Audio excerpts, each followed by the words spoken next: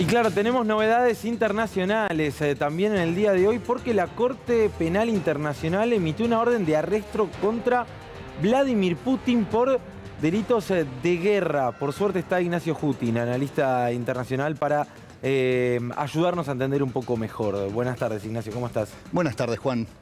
Así es correcto. Hoy la Corte Penal Internacional emitió una orden de arresto contra Vladimir Putin, presidente de Rusia, y contra María Lvova, que es su comisionada de asuntos de derechos infantiles. Y esto tiene que ver con un crimen de guerra, que es la deportación forzada y la transferencia forzada de población de territorio ucraniano a territorio ruso. Estamos hablando no solo de población, sino de menores de edad.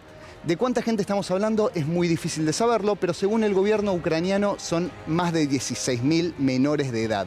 Según el gobierno ruso son alrededor de 1.400 que fueron adoptados. Eran huérfanos y fueron adoptados por gente rusa que simplemente se los llevó de la zona de guerra para protegerlos.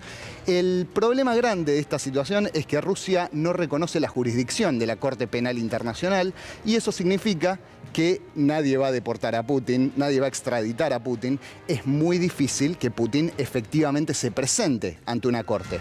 Pero por otro lado, los 123 estados que son firmantes del Estatuto de Roma y que reconocen a la corte, tienen la obligación de entregar a Putin, entregarla también a ella, en caso de que pisen su suelo. Pero entonces Putin no puede salir de Rusia. Bueno, puede ir a algunos países. Por ejemplo, podría ir a China. China no reconoce la jurisdicción de la Corte. Podría ir a India, podría ir a Pakistán, por ejemplo. Se le limita muchísimo. Pero se le limita muchísimo. Por otro lado, hay antecedentes de personas que han sido acusadas, que han sido reclamadas por la Corte Penal Internacional, y distintos países no las han entregado, como pasó, por ejemplo, con el expresidente de Sudán, al-Bashir. Claro. ¿Cómo lees esto de cara al futuro? ¿Imaginás a, Putin, imagino, restringiendo prácticamente su agenda internacional?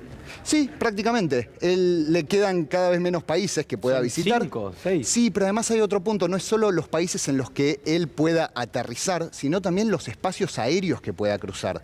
Porque cruzar el espacio aéreo también le implica un riesgo de ser arrestado. Podría llegar a pasar.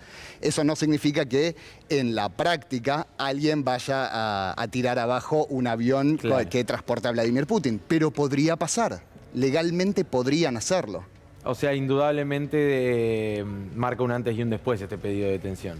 Sí, de todas formas, lo que dijo el gobierno ruso es que Rusia no reconoce jurisdicción de la Corte, con lo cual no reconoce esta orden de arresto, y por lo tanto no le presta mayor atención. Simplemente se limitó a decir, el gobierno ruso, de la mano del vocero Peskov, se limitó a decir que esto es irrelevante, que no cambia absolutamente nada. Y es cierto, en la práctica cambia muy poco, pero es un mensaje muy importante. Bien. Ignacio, la verdad tengo muchas ganas de profundizar, pero nos quedamos sin tiempo. Te pedimos disculpas por la falta de tiempo de hoy.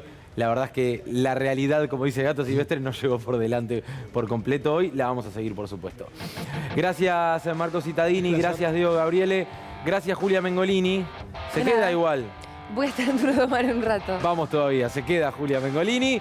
Y quédense ustedes también en la pantalla de C5N, ya llega el queridísimo Mauro Federico con todo el equipo de Minuto Final. Que tengan muy buen fin de semana. Nos reencontramos el lunes a las 19 para hacer Conflicto de Intereses. Adiós.